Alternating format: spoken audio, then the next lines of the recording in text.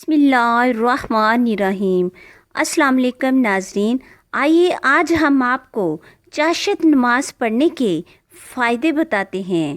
سورج اچھی طرح نکل آنے پر جو نفل نماز پڑھی جاتی ہے اسے چاشت نماز کہتے ہیں۔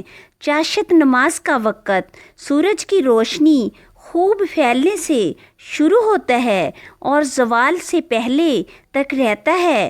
حدیث میں چاشت نماز کے بہت سے فضائل بیان ہوئے ہیں۔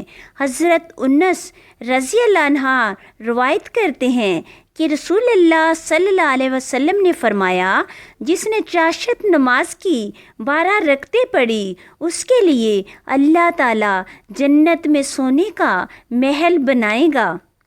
حضرت ابو ہریرہ رضی اللہ عنہ سے روایت ہے کہ رسول اللہ صلی اللہ علیہ وسلم نے فرمایا، جس نے نماز چاشت کے جوڑے کی حفاظت کی، یعنی اس کی 2 رکعت کی پابندی کی، اللہ تعالیٰ اس کے گناہ بخش دے گا، اگرچہ وہ سمندر کی جھاگ کے برابر ہی کیوں نہ ہو۔